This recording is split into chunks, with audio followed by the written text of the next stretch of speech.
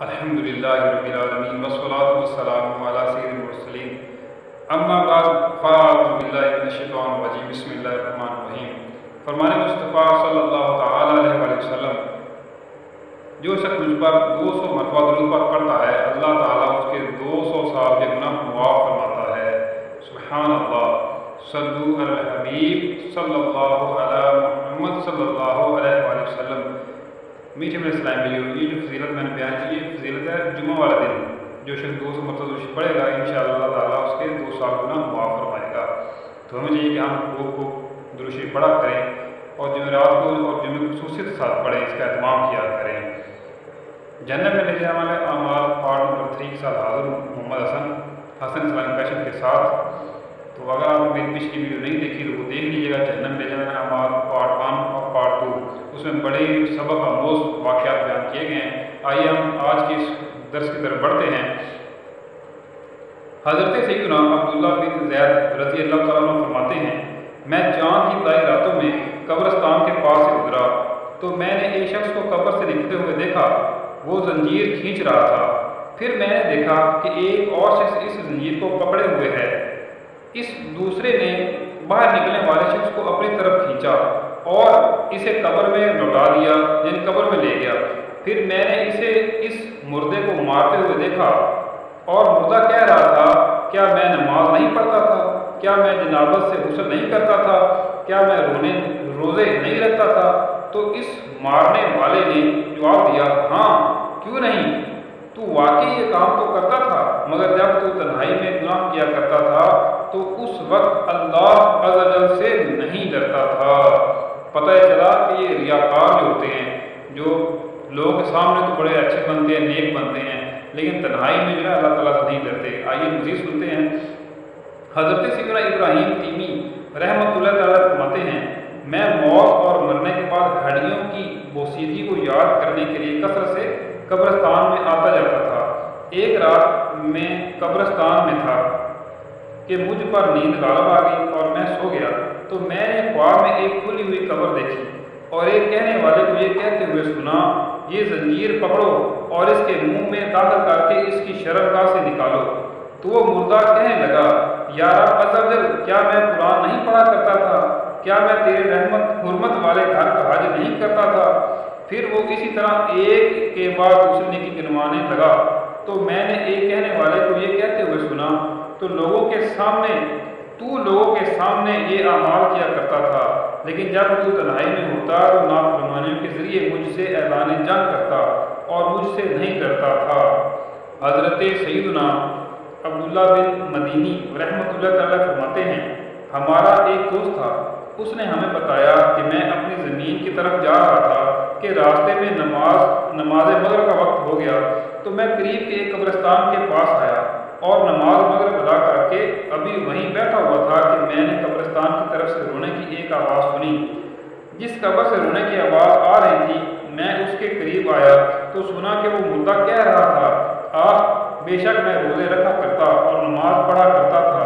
یہ سن کر مجھ پر کبھی طاری ہو گئی تو میں نے قریب کے لوگوں کو بلایا تو انہوں نے بھی وہ باتیں سنی۔ اس کے بعد میں اپنی زمین کی طرف چلا گیا اور جب دوسرے دن واپس آ کر اسی جگہ نماز پڑھی اور غروب آفتاب کے انتظار میں وہیں ٹھہرا رہا، پھر نماز مغرب ادا کر کے قبر کی جانب کان لگا کر سنا کہ وہ مردہ روتے ہوئے کہہ رہا ہے، میں نماز پڑھا کرتا تھا، میں روزے رکھا کرتا تھا۔ اس کے بعد میں اپنے گھر لوٹ آیا اور 2 مہینے مسلسل بخار میں تپتا رہا۔ امام احمد بن حجر المکی شافعی رحمۃ اللہ علیہ خود فرما رہے ہیں، میں یعنی مصنف کہتا ہوں کہ اسی طرح کا ایک واقعہ میرے ساتھ میں پیش آیا تھا۔ ہوا یوں کہ جب میں چھوٹا تھا تو پابندی سے اپنے والد صاحب رحمۃ اللہ علیہ کی قبر پر حاضری دیا کرتا اور قرآن پاک کی تلاوت کیا کرتا تھا۔ ایک مرتبہ رمضان المبارک میں نماز فجر کے فوراً بعد قبرستان گیا۔ غالباً وہ رمضان کا آخری عشرہ باقی شب قدر تھی۔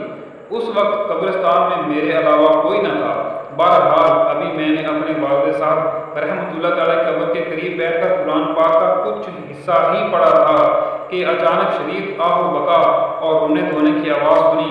رونے والا بار بار آہ آہ آہ کہہ رہا تھا۔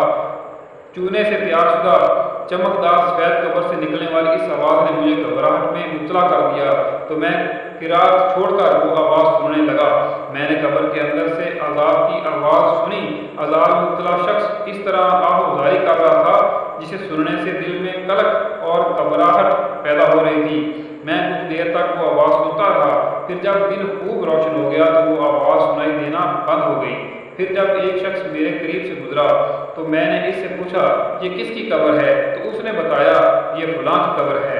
میں نے اس شخص کو بچپن میں دیکھا تھا، یہ کثرت سے مسجد آتا جاتا، نمازوں کو اپنے اوقات میں ادا کرتا اور بیجا گفتگو سے پرہیز کیا کرتا تھا۔ میں نے چونکہ اسے دیکھا ہوا تھا لہذا اس کو پہچان گیا، لیکن اس شخص کی اس موجودہ حالت نے مجھ پر بہت گہرا اثر ڈالا اور مجھے معلوم ہو گیا کہ اس نے زندگی میں اعمال صالح کو محض اپنا ظاہری لبادہ بنا رکھا تھا۔ اس کے بعد میں نے اس کے احوال کی گرد جاننے والوں سے اس کے بارے میں پوچھ گچھ کی تو لوگوں نے بتایا وہ سود کھایا کرتا تھا اور ایک تاجر تھا۔ جب بوڑھا ہوا اور اس کے پاس مال کم رہ گیا تو اس کا ظالم اور خبیث نفس اپنی باقی زندگی میں اس جمع شدہ پونجی سے گزارا کرنے پر راضی نہ ہوا اور شیطان نے اس کے دل میں سود کی محبت کو آراستہ کیا تاکہ اس کے مال میں کمی نہ ہو، اور یہی وجہ ہے کہ وہ رمضان بلکہ شب قدر میں بھی اس دردناک عذاب سے دوچار ہے۔ پھر جب میں نے اس کے علاقے کے ایک شخص کے سامنے اپنا پیش آمدہ واقعہ بیان کیا تو اس نے کہا اس سے زیادہ تعجب خیز واقعہ تو فلاں قاضی کے قاصد یعنی پیغام رساں عبد الباسط کا ہے۔ میں اس شخص کو بھی جانتا تھا، یہ ابتدا میں قاضیوں کا قاصد تھا، پھر مالدار ہو گیا۔ میں نے پوچھا اس کا واقعہ کیا ہے تو اس نے بتایا جب ہم نے ایک مردہ کو دفنانے کے لیے اس کے قریب قبر کھودی تو اتفاق سے اس کی قبر کھل گئی۔ ہم نے اس کی قبر میں ایک بہت بڑی زنجیر دیکھی، ایک بہت بڑا سیاہ کتا اس زنجیر میں اس کے ساتھ بندھا ہوا ہے، اس کے سر پر کھڑا تھا اور اسے اپنے پنجوں اور ناخنوں سے چیرنا پھاڑنا چاہتا تھا۔ ہم یہ خطرناک منظر دیکھ کر بہت زیادہ خوفزدہ ہوئے اور جلدی جلدی اس کی قبر کو مٹی سے ڈھانپ دیا۔ تو میٹھے میرے اسلام بھائیوں، آپ نے دیکھا کہ وہ لوگ جو بظاہر اچھی صورت والے ہوتے ہیں، نیک اعمال کرنے والے ہوتے ہیں، لوگ کے سامنے لمبی لمبی نمازیں پڑھنے والے ہوتے ہیں، روزے رکھنے والے ہوتے ہیں، تہجد گزار ہوتے ہیں، خوب نیک نظر آنے والے ہوتے ہیں، لیکن اگر وہ تنہائی میں ریاکاری کرتے، تنہائی میں گناہ کرتے ہیں، اللہ تعالیٰ کا خوف نہیں رکھتے، تنہائی میں نیک نہیں ہے تو وہ حقیقت میں نیک نہیں ہے۔ تو یہ تو ان کا حال تھا کہ جو ظاہر میں تو نمازیں پڑھتے تھے اور باطن گناہ کرتے تھے، اور جو سرے سے نماز ہی نہیں پڑھتے تو ان کا کیا حال ہوگا، ان کا کیا انجام ہوگا، ان کو کیسے کیسے عذابات دیے جائیں گے۔ جہنم کے عذابات میں سے ہے، جہنم کے عذاب میں سب سے چھوٹا، سب سے کم درجے کا عذاب ہے نا جی، روایتوں میں ملتا ہے کہ وہ آگ کی جوتیاں پہنا دی جائیں گی، جس کو عذاب دیا جائے گا نا اس کا دماغ کھولے گا جیسے پتیلی میں پانی کھولتا ہے۔ تو اللہ تعالیٰ ہمیں نیکیاں کرنے اور گناہوں سے بچنے کی توفیق عطا فرمائے اور ریاکاری سے بچائے، کیونکہ ریاکاری بہت بڑا گناہ ہے اللہ تعالیٰ کے نزدیک، اور ہم نے ابھی عذابات بھی سنے۔ میٹھے میرے اسلامی بھائیوں، اس سے پہلے میری 2 ویڈیو ہو چکی ہیں اور اس کے بعد بھی انشاءاللہ تو ایسی ضمیر کو جوڑنے والی فکر آخر بتانے والی ویڈیو آتی رہیں گی۔ تو اگر آپ چاہتے ہیں کہ میری نئی ویڈیو آپ کے پاس پہنچ جائے تو آپ میرے چینل کو سبسکرائب کریں، میری ویڈیو کو شیئر کریں اور بیل آئیکن کے بٹن کو پریس کر لیں تاکہ میرا ہر نئی ویڈیو جو میں ویڈیو اپلوڈ کروں وہ آپ تک پہنچ جائے، اور اس کو حصول ثواب کے لیے اس ویڈیو کو شیئر کریں تاکہ جتنے لوگ اس کو ویڈیو کو دیکھیں، اگر کسی ایک کا دل چوٹ کھا کر نیکی کے راستے پہ چل پڑا تو ہمارے لیے ذریعہ آخرت بن جائے گا، ثواب جاریہ کا ذریعہ وہ بن جائے گا۔ دعا ہے کہ اللہ تعالیٰ ہمیں نیک عمل کرنے اور نیکی کی دعوت دینے کی توفیق عطا فرمائے۔ آمین۔ جے خاتم النبیین، صلو علی الحبیب صلی اللہ علی محمد صلی اللہ علیہ وآلہ وسلم۔